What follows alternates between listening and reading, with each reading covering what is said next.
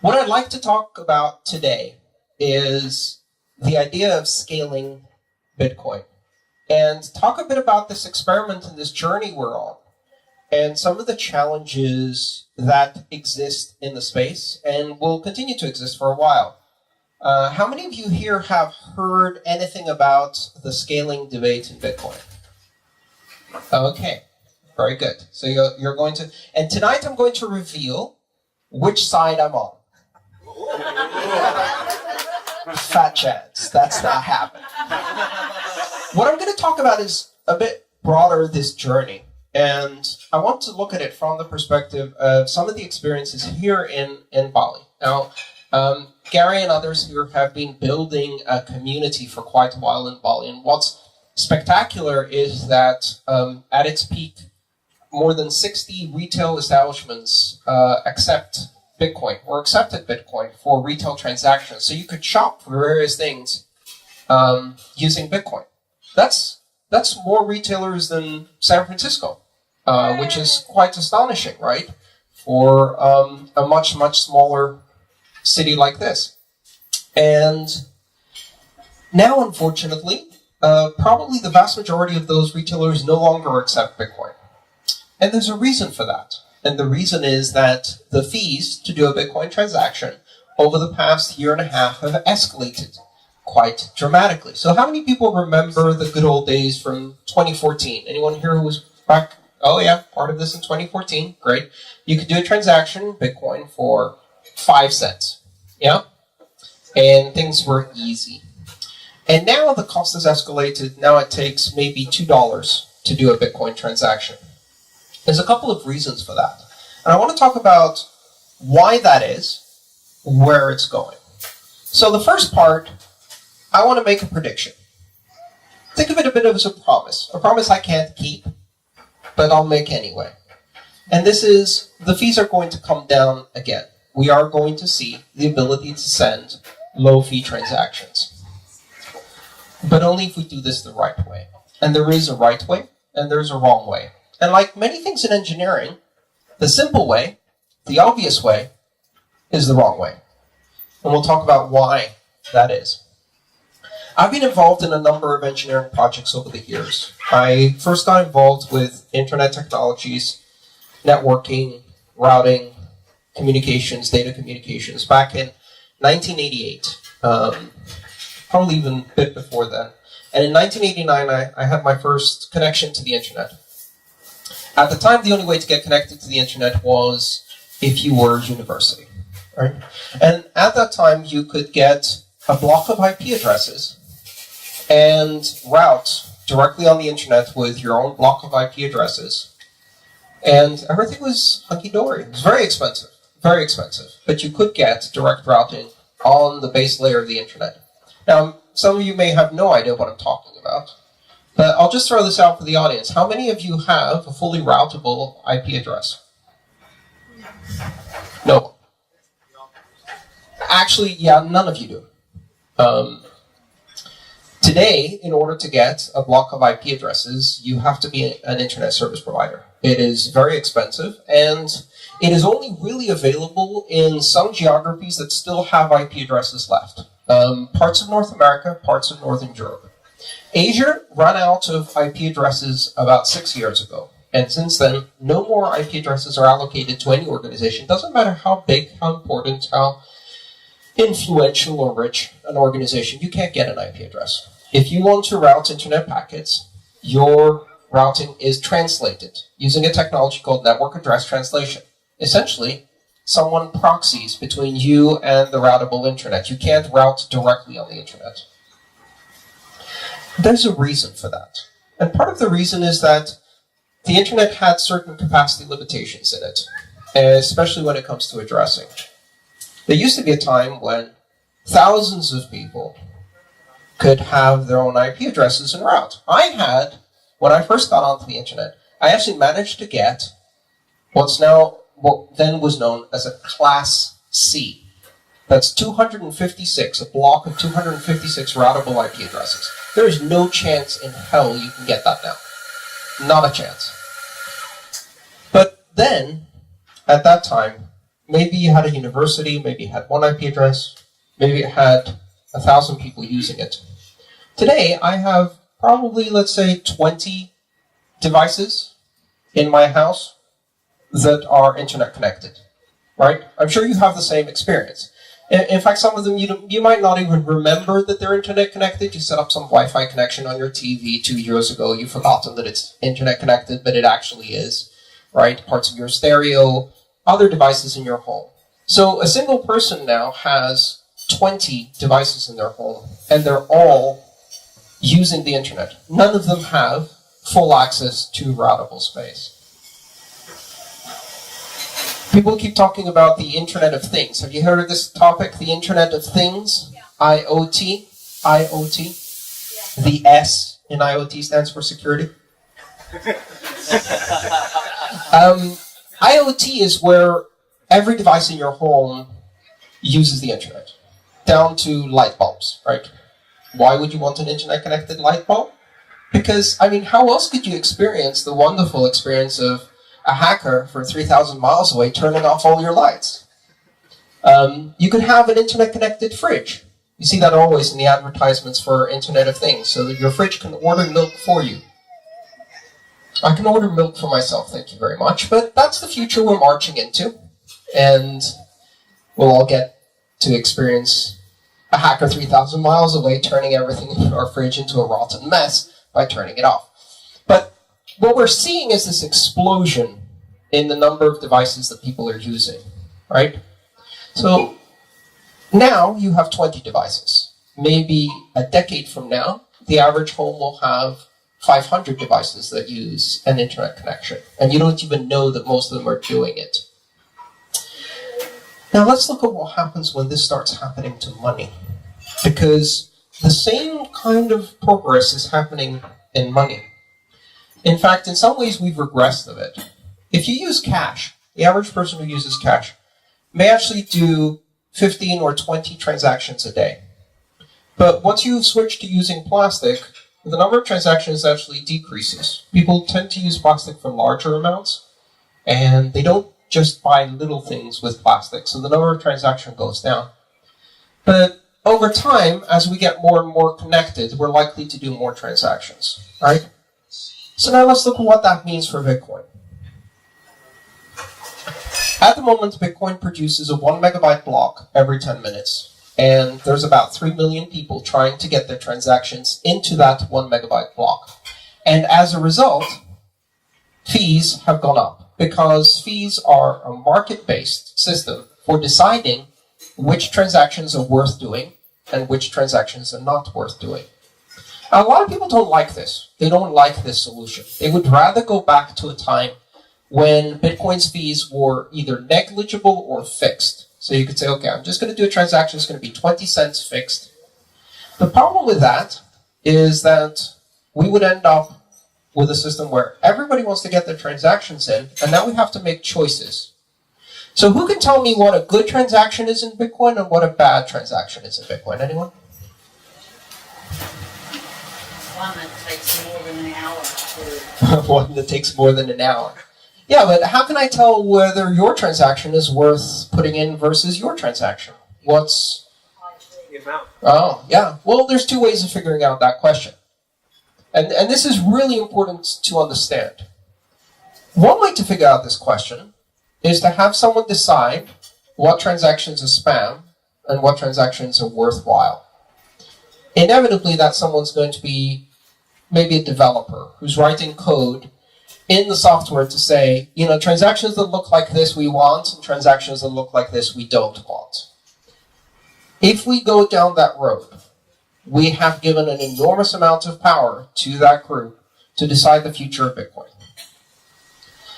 And Bitcoin is a system that is designed to not put people in that power, right? To not give that power to anyone. Have you heard the term censorship resistant? Right? That's one of the key characteristics of this technology, is to make it censorship resistant, so that anyone can use it without having any control by anyone else as to whether what they're doing is worthwhile, whether it should be done or shouldn't be done, whether it should be allowed or shouldn't be allowed. So if we can't have someone decide whether a transaction is good or bad, there's only one other way to do that, and that's with a marketplace for transactions. And that means having fees, and that means that each of us gets to decide if our transaction is worth enough to us, that it's worth paying for to get in now, or waiting a bit longer. And then we make choices. And I've made many of these choices myself. I'll think, I want to do this transaction, but the fees are pretty high right now. I know that on the weekend, and at a time when it's nighttime in the US, there will be a lot fewer transactions in the network. It's going to be kind of quiet. And at that time, I can sneak in my transaction at a much lower cost, so I'm going to wait. Lots of people making independent decisions like that, deciding whether it's worth waiting or paying more, form a marketplace that does price discovery on how important it is to get transactions in right now. And that approach gives us freedom. But it also means we can't fit anybody's transactions all the time. So we have this conundrum, this challenge. Bitcoin has a fixed 1 megabyte block size, and we can only fit so many transactions in 1 megabyte. What do we do? Anyone? Increase the block size. That's not what you said. No, I needed someone to say that so I can continue with my rhetorical question. But since none of you were being helpful, so the simple idea is increase the block size, right? So we make the blocks bigger. How much bigger do we need to make the blocks? Now let me take you through a journey so you can understand exactly how much bigger we need to make the blocks in order to get back to a situation where anyone can get any of the transactions into the network at any time at low fees.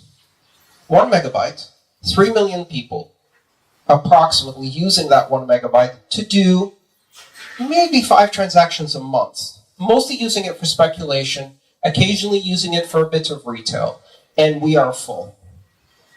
So now let's talk about growth. When we talk about growth, one useful term is the term order of magnitude. The order of magnitude means one increase by 10, adding a 0 to the end. So 3 million people today. If this technology is successful, we expect more people want to use it. Let's say that in 2 years, we have 30 million people, one order of magnitude using it, right? So to maintain exactly the same level of fees as we have today, we need a block that is 10 megabytes, one order of magnitude bigger. Yes? Okay. And then 5 years from that, Bitcoin gets really, really successful. We need to get 300 million people to use it. Now we need 100 megabyte blocks. And then 5 years from that, Bitcoin or any of these technologies becomes astonishingly successful. We need one more order of magnitude for 3 billion people to use this technology. And now we need a gigabyte block. Great. Now from an engineering perspective, you can see how this goes. That gigabyte block needs to be copied to every system that's checking all of the rules in Bitcoin. That system must be able to process that block, validate all of the transactions, verify them independently in a few minutes. Not more than 10 for sure, because you have to validate the previous block before you can accept the next one, so there's some limits as to how fast you can do that. You know, there's that moment in engineering where your deficit starts growing faster than you can catch up with technology. This almost goes like a joke. My daily backups take 26 hours to do. When that happens to you as an engineer, you have a problem. If your daily backups take 26 hours, that means you're not completing them in a day, and you will keep falling behind. So if my block takes 11 minutes to validate, then I'm off the blockchain, which means that fewer people can validate independently, which means that the system becomes centralized. And this is the problem. With each one of these increases, fewer people can participate in the validation, fewer people can participate in storing the data, fewer people can participate in being independent actors. We go from a system that is decentralized to a system that gradually gets more and more and more centralized. But it gets worse. I've described to you a future where within 15 years we're going to do 3 orders of magnitude increase in the number of people participating. In order to do that, we would need a 3 orders of magnitude increase in the size of the block. But that's if we continue doing 5 transactions a month at the current rate. But we want transactions to be faster and cheaper, so we need another order of magnitude increase in the block just to make it cheaper than today. So that's a 10 gig block to hold the 3 billion people. But then they're going to start using it as a day-to-day currency. And what happens if they start using it like cash? Instead of 5 transactions a month, they want to do 50 transactions a month. And now you've got a 100 gig block. We're now at 5 orders of magnitude capacity. But that's kind of pointless because all we've done is done what cash does. And I'm much more interested in the other applications. Like, what about micropayments? What about doing very, very small payments very, very frequently? The kind of technology we don't have today. What if I want to buy an article on a blogger's website for 10 cents? Every time I read an article, I make a 10-cent payment. Well, if I start using the network like that, and I would certainly like to see applications like that, micrometering. I get into a taxi, I pay by the minute. Every minute, I do a transaction, settle a small payment. But I'm also doing another transaction because I'm paying the insurance company for 1 minute of insurance for the next part of my trip. Why not? Maybe I'm paying for electricity by the minute. Why not? We can do streaming money. We can really start doing things that have never been done before. But that will require an order of magnitude increase in order to do small transactions, and another order of magnitude increase in order to do microtransactions. But why stop there? Because I really think we should be doing nano transactions. And now we're talking about 8 orders of magnitude. So now we need to ship a petabyte block every 10 minutes. And not just ship it, process it, validate it. We can't win this game. There's no way that the system will scale. The system doesn't scale.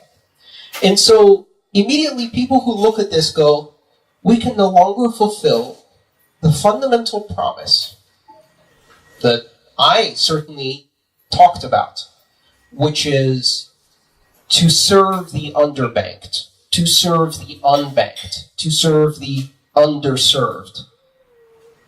Is that out the window? Is that no longer part of the plan? Have we given up on the idea of bringing in really people who have no access to financial systems today and giving them access to something that is a viable system of payment for a person who earns $1 to $2 a day? Not with the current transaction fees. Something has to change. And here's the issue. The issue is we have to decide what it means to serve the underserved. Because we can serve the underbanked. We can serve the underserved. We can serve them off-chain. We can serve them on private systems. We can serve them by giving them access to intermediaries. And you know where this goes. We built a system that holds their money for them. I'll just pick a random word to describe that. Let's call it a bank. And here we are again, reinventing the exact same structure of the past. To debank all of us and bank the unbanked, or debank the unbanked with this new technology, all we need really is a bank. We can serve their financial needs only by sacrificing their privacy, security, autonomy, and liberty. That is the deal. So how do we reconcile these two things? Because this is when we start making the important choices for the future. And let me tell you what, on the internet, we made the wrong choices. And we're now paying the price. On the internet, the base layer didn't have enough encryption. It didn't have enough privacy. It didn't have enough anonymity. We said, let's build those on the next layer. Well, some people did. I certainly didn't. I was one of those crazy little cypherpunks going, encrypt everything, in 1990. The NSA are watching us. There's something deliciously ironic about being the paranoid kook for 20 years until someone whistle blows and turns you into the rugged realist overnight. Turns out they were surveilling us, and they are. And so what happened on the internet was that we didn't put enough encryption, we didn't put enough privacy, we didn't put enough security in the base layer. And when that layer got concentrated, control was a lot easier. How many IP backbone providers are there in the world? Anybody have any idea? Okay. 5. 5 companies route more than 90% of all internet traffic worldwide. 5 companies. 3 of them are American. All of them are 100% owned by all of the intelligence agencies, not just one. They're like jockeying for position. The NSA is listening, and then the Germans are listening to the thing that the NSA just listened to, and the French are piggybacking on the back going, hey, can we listen to? And the Australians are coming in, and the New Zealanders are coming in. And they've got this fantastic deal whereby every single one of the intelligence agencies is prohibited from surveilling their own people. So they outsource it to their partner agency in New Zealand to surveil Americans, while the Americans surveil the New Zealand people, and everything is legal.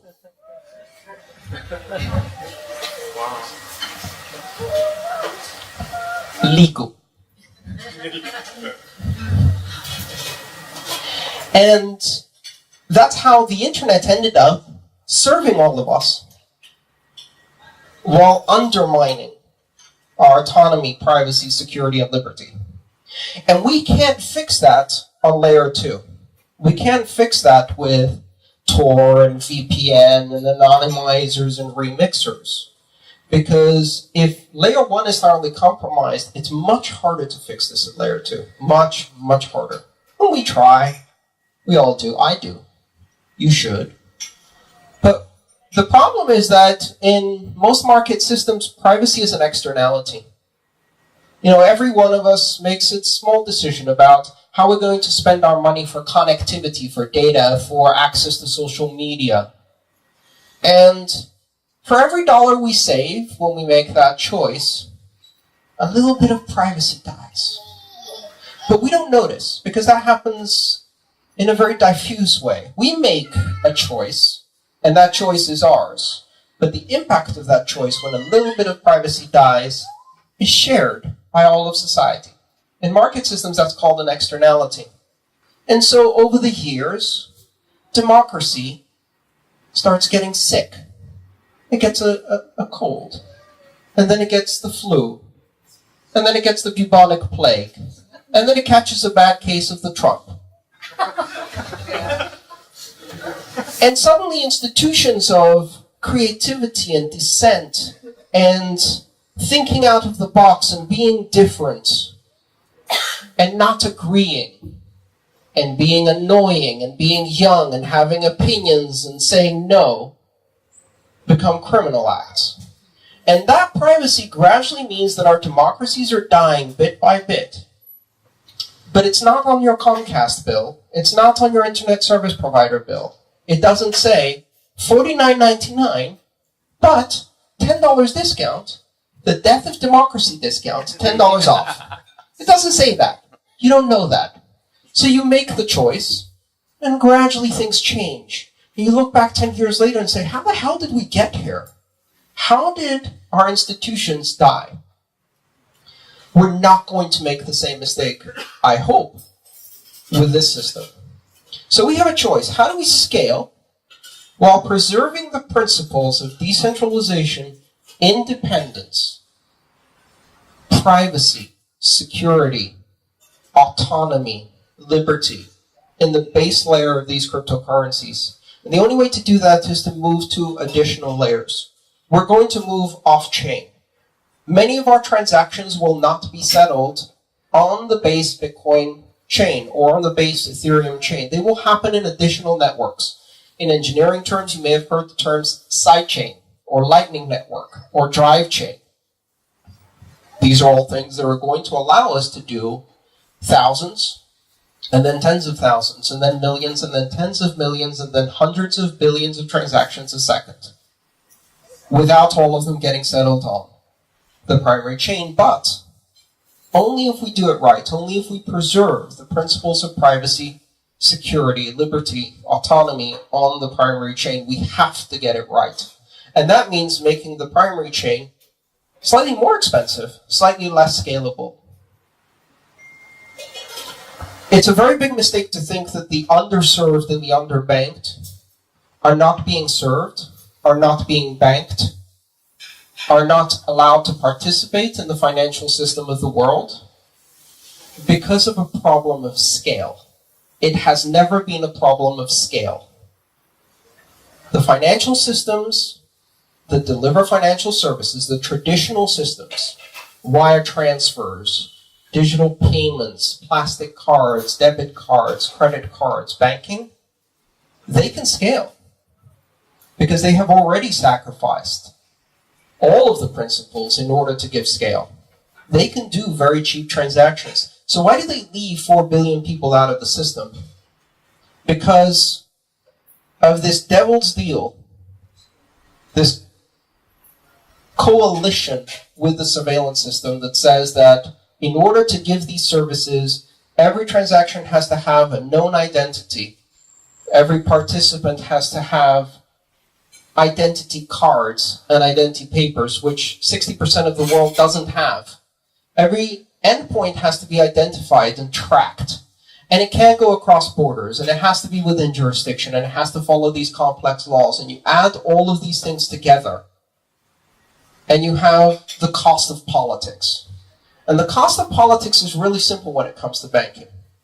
In order to create the illusion of security for a bourgeois Western elite, to pretend that somehow this stops crime, or terrorism, or the financing of organized crime, to pretend, because of course it doesn't do any of those things, as we have seen again and again, we are willing to sacrifice 4 billion people to poverty and say they do not get to participate, because they have not yet proven that they are not criminals, not terrorists, not other. And Bitcoin and the systems like it present a completely different bargain.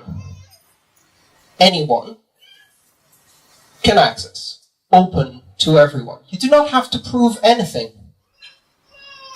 You do not even have to prove you are human, because you don't have to be human.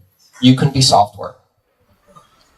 Anyone can have a bank account, as long as they give up on the bank part.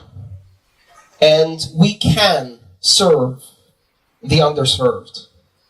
But in order to do that, we have to do it the right way by understanding that serving the underserved doesn't mean simply delivering fast, cheap transactions.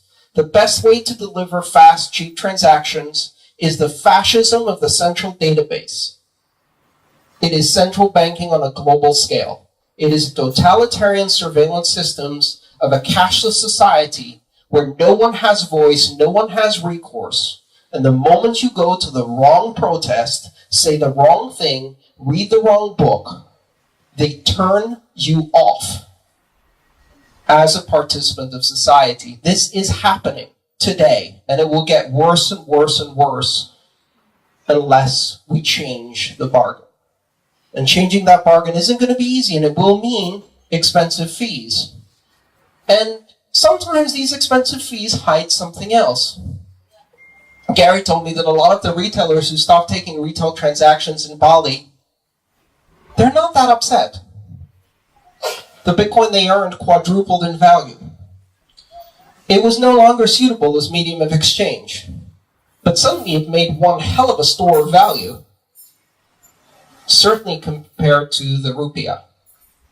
And so that is perhaps the bargain we see there. And it's going to ebb and flow. Sometimes it's going to be cheaper.